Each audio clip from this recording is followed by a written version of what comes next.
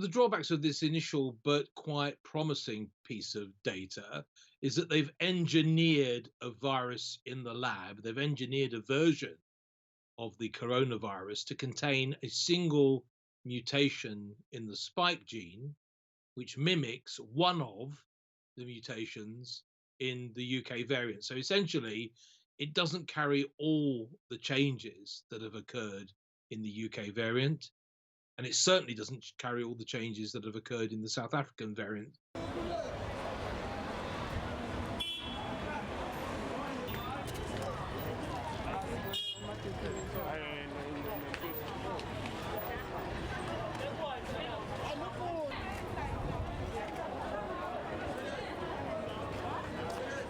It's not possible to tell where the virus definitely came from just by looking at the genetic code.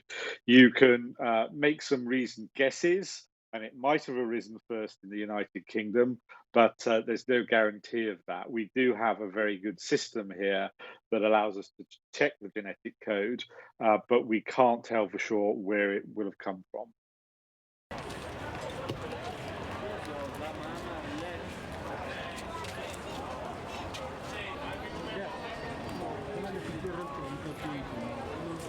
So we know that it's changed because there are changes to the genetic code, and that means that that proteins that are coded by those genes will change their structure.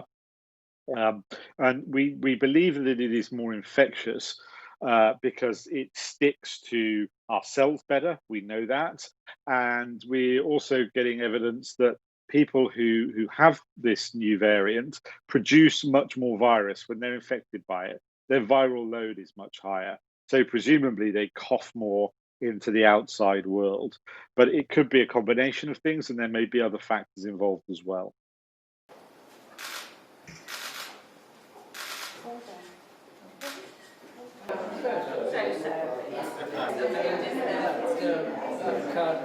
Cards on the telly, please.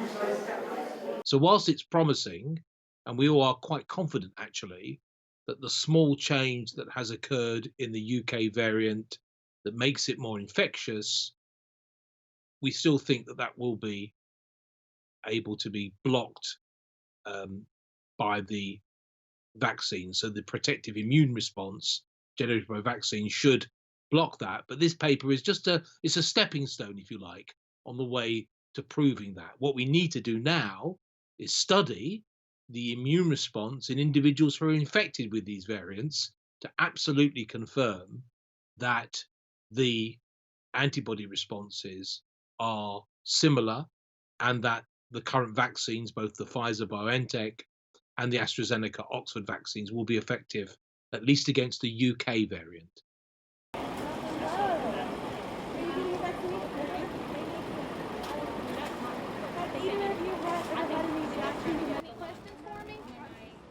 You'll bend your arm. My hands might be kind of cold. You're going to feel a little stick on the count of 3. 1, 2, and 3. And then There are similarities that it has to the variant that's been found in South Africa, and there have been other significant changes. So far as we know, only the strain found in Kent and the strain found in South Africa are more infectious, but we have seen some fairly big changes in the genome of the virus that don't have an effect on its transmissibility or its ability to cause disease.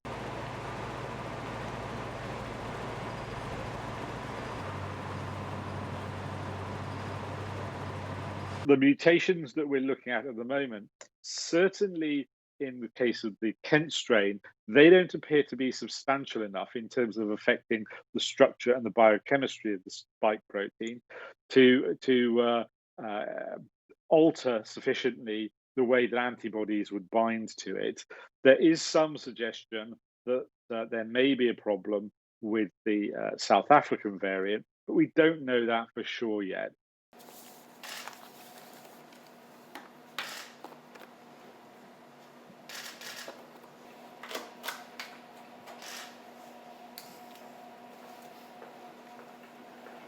So you get many, many different antibody responses. And the breadth of that response is such that the belief is that, particularly for the UK variant, that the changes we've seen genetically that result in a slightly altered spike protein should not be so enormous as to negatively impact the effectiveness of the vaccines. The South African variant is a bit more worrying because it has more changes in the spike gene that encodes the protein that we know is really important for enhancing the infectivity of the virus, but also is the major target for the immune response and forms the basis for all these vaccines. And the worry there is that a few more changes may make the current vaccines less effective against the South African variant. I think they will still protect to some extent, but they might not be as effective against the South African variant as against the UK variant.